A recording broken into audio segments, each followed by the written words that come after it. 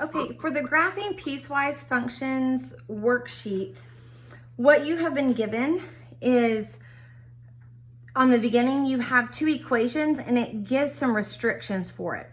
So how we talked about it in class is that we are going to graph this equation, but only according to these restrictions. So for the first one, and I'm gonna do that one in red, when x is less than -2. So when we're looking here on the graph, we're going to be starting at -2 and dealing with everything to the left of it.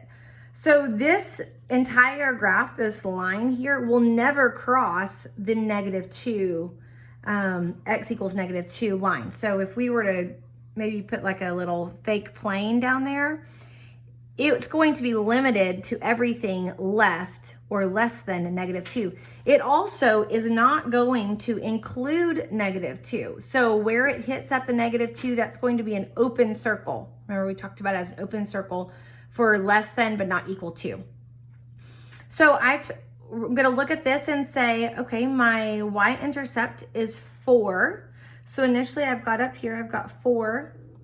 And then I've got 1/2 is the slope. So not only is 1/2 the slope going up, so up 1 over 2, it also works backwards. So we're going to go back, we're gonna go down 1 and back 2. Here, down 1, back 2, down 1, back 2, down 1, back 2. So our line is going to run through here, and as soon as I hit my line, my imaginary vertical line for x is -2, I'm going to stop. So at this point, I'm going to draw a big circle around that point, and it's -2, 3. Because when, if we were to plug in -2 here, I would have 1/2 times -2, and that would be -1. So -1 plus 4 equals 3. So when x is -2, y equals -3.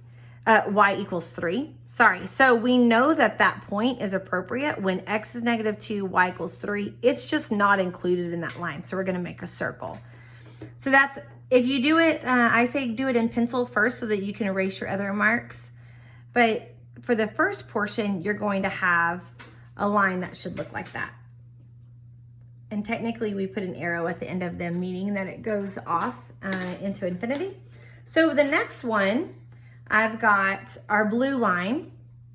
So I have x is greater than or equal to -2. So that means on this imaginary line that goes up and down here, when I hit -2, it's going to be included. So it would be a circle that's included. So let's go to the graph.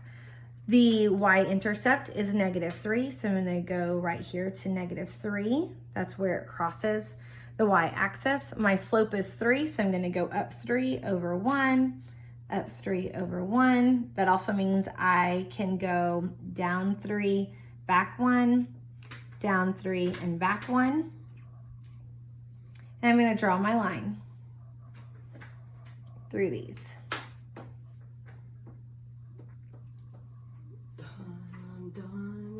Okay. Now, whenever I hit that -2 line, which was done down here, it would be an enclosed circle because it is actually included in that portion. So this is our piecewise, and we can always check this one. When x equals -2, I have 3 times -2 minus 3. I would have -6 minus 3. So when x equals -2, y should be -9. And we have 2, 4, 6, 8, -9. Yep, so we have verified not only with our graph, but also with our equation.